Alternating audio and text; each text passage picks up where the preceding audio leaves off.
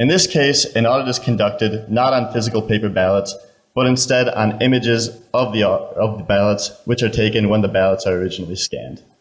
This tends to be quicker and a lot more convenient than actually looking through the paper ballots. So this type of audit has been gaining a lot of popularity in recent years and was actually used by the state of Maryland following the 2016 presidential election. This is pretty scary because it turns out this type of audit actually does not hold up under adversarial conditions. If an attacker is able to breach an election system in order to manipulate the results of an election, they could just as easily get access to these digital images of the ballots. If they were then able to manipulate these ballot images in order to change the apparent votes within them, then image audits would offer zero security whatsoever and would effectively be useless. We've developed an attack which focuses on automatically altering ballot images to change the votes within them. This attack targets tabulation machines which have been shown in the past to not be the most secure devices. And in fact, numerous vulnerabilities have been documented in the past, demonstrating how an attacker could potentially infiltrate these voting machines. The strategy of our attack is simple. Alter the votes within a ballot image in a way that is both undetectable and also consistent with the voter's original markings. In order to do this, we leveraged a variety of computer vision techniques operating under the assumption that the attacker knows what the ballot looks like in advance. This is a pretty reasonable assumption to make, considering many jurisdictions publish sample ballots well ahead of the actual elections. The first step in our attack is to extract bounding boxes around the individual races within the ballot. This can be done by using a template match with a blank copy of the original ballot. The next step in the attack is to extract bounding boxes around the individual names and vote bubbles of each candidate.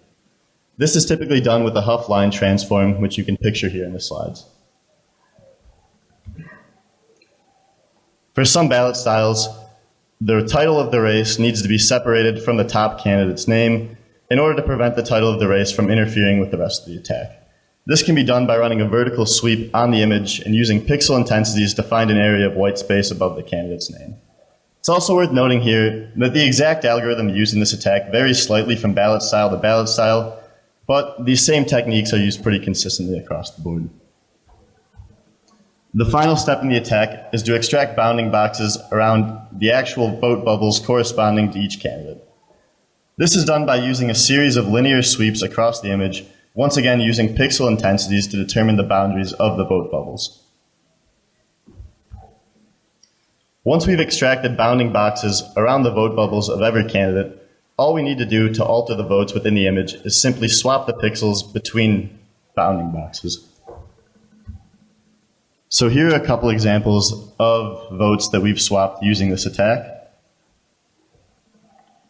We've also recorded a video demo to better illustrate our attack in action. Before I show this, I just want to clarify that this demo was recorded solely for visualization purposes. The actual attack happens much faster and also has no visual components to it whatsoever.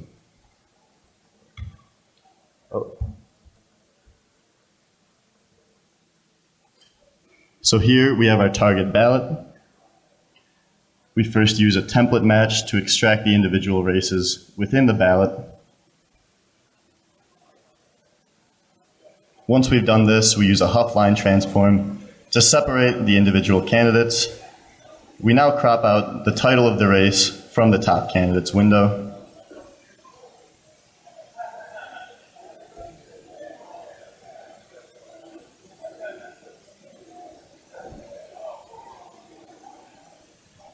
Once we've done this, we can extract the bounding boxes around each candidate's vote bubble by using a series of linear sweeps.